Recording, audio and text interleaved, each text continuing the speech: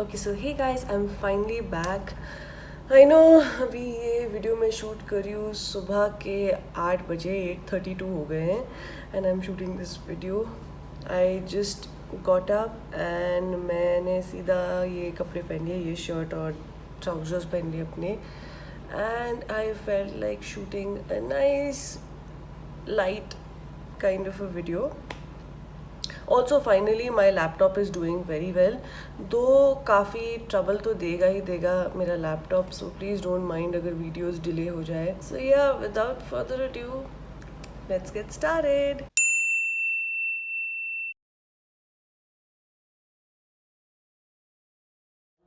Let's just take a trip down the memory lane and let's talk about these 8 early 2000s to early 2010 things that we all must have had, or we all must have done, or we all must have experienced.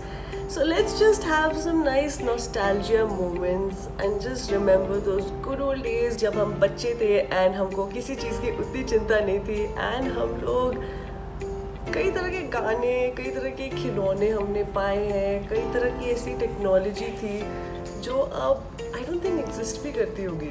So let's take a deep dive down the memory lane. So starting with number 1 on my list is fancy pens. Now fancy pen से मेरा सिर्फ वून pens का मतलब नहीं है कि जिनमें एक फेदर बना होता था एंड कलरफुल रिबन्स वगैरह होते थे, वो भी पेन्स थे.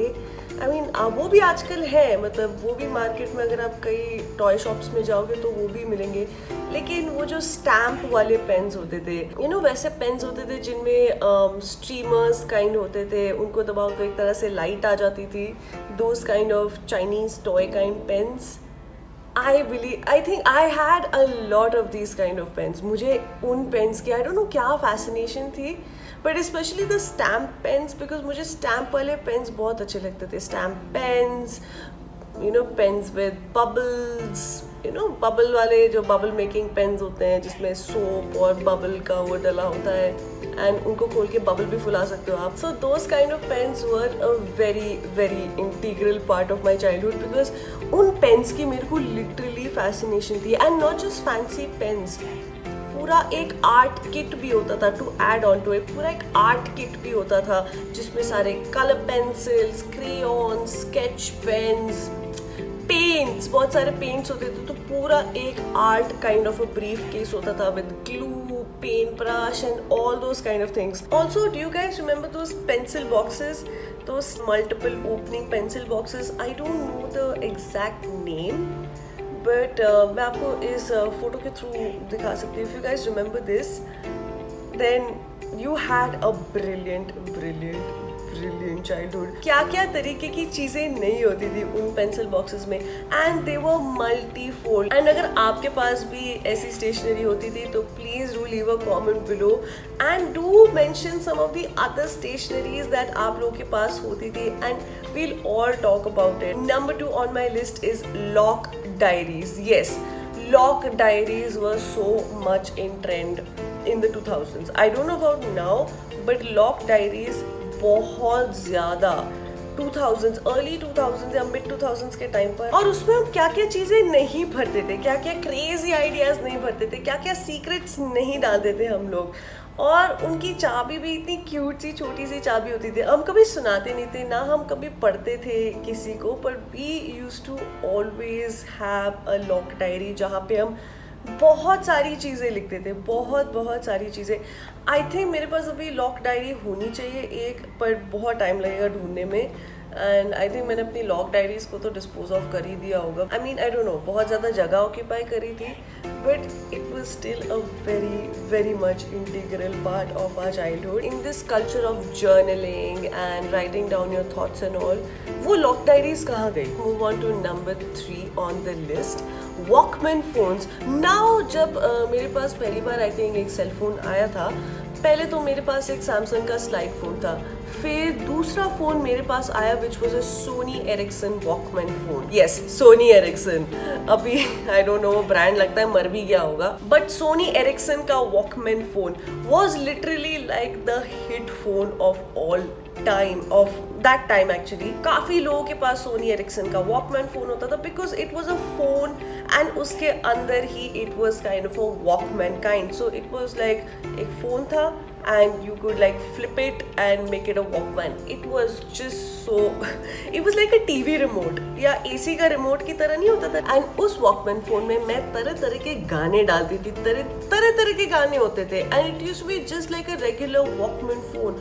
And that phone lasted me very long, very long. Actually it was a second hand phone. मेरे एक कज़न का फ़ोन था, मेरा फ़ोन सैमसंग वाला ख़राब हो गया था, मेरे सैमसंग का स्लाइड फ़ोन. तो I got a second hand Sony Ericsson Walkman phone and I treasured it for life.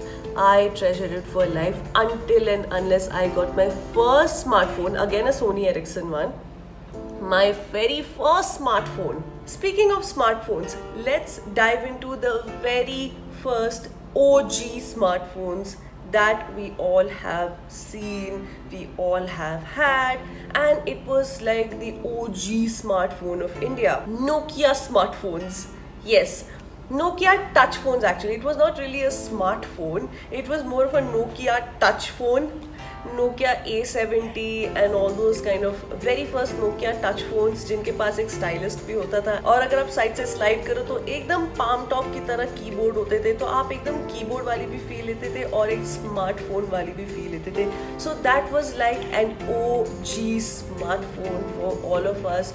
I think वो 2008-2009 के अराउंड वो रिलीज हुआ था एंड उस time I saw almost everyone including my own cousin having a Nokia smartphone, a proper Nokia smartphone. Nokia का touch smartphone था, उसमें button भी नहीं था. Nokia का touch smartphone.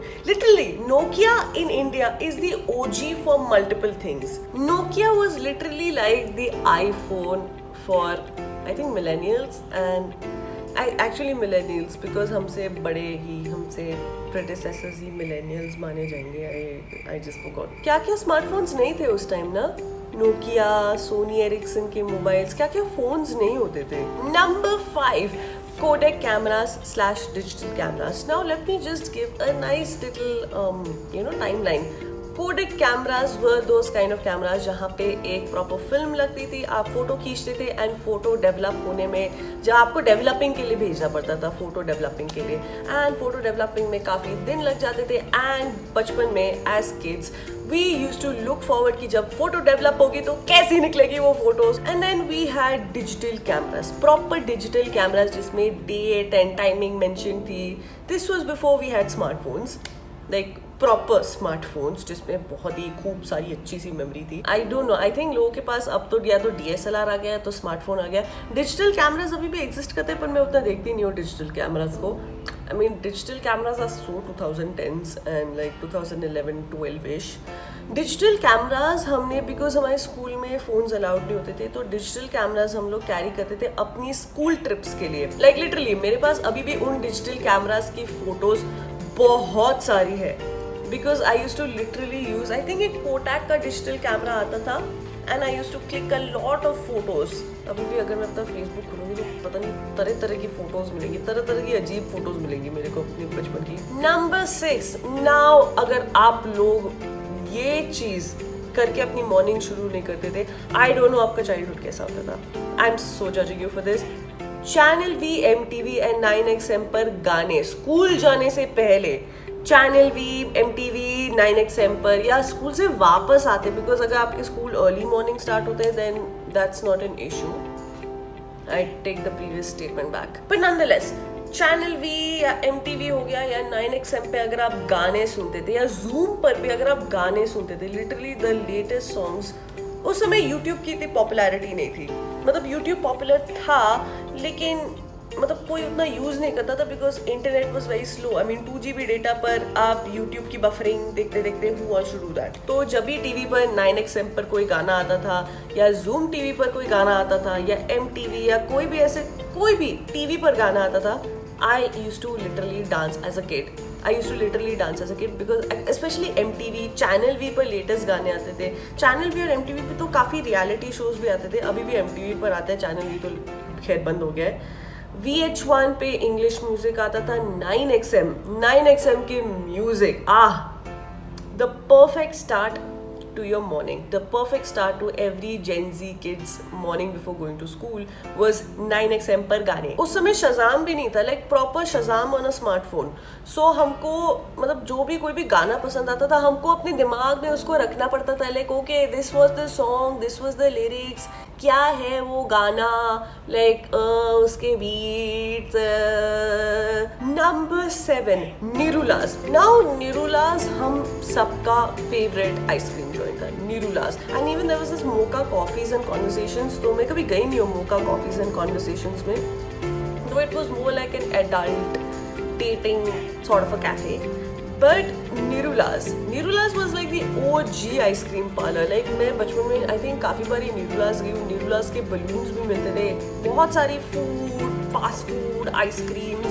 हम लोगों ने वो बचपन में खाई है literally.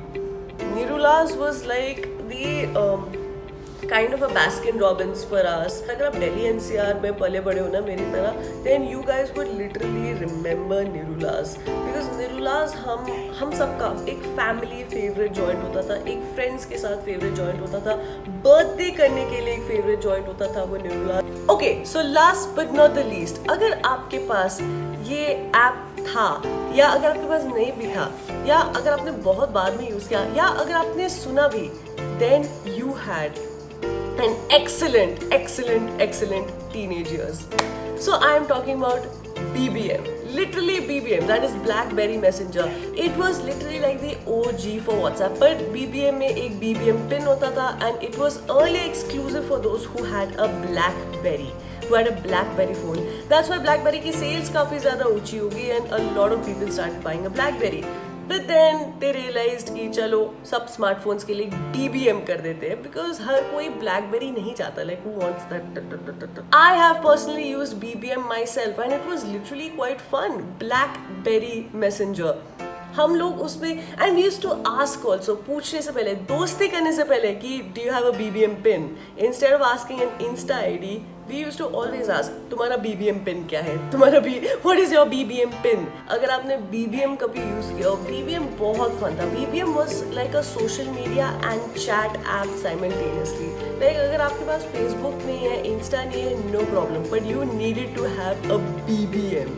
So that's it. I hope कि आपको ये वीडियो पसंद आया होगा. अगर आपको इनमें से कोई भी चीज़ fondly याद है, then do leave a comment below. And अगर आपको नहीं भी याद या अगर आपको कुछ और भी याद है जो मैंने मिस कर दिया, then do leave a comment below.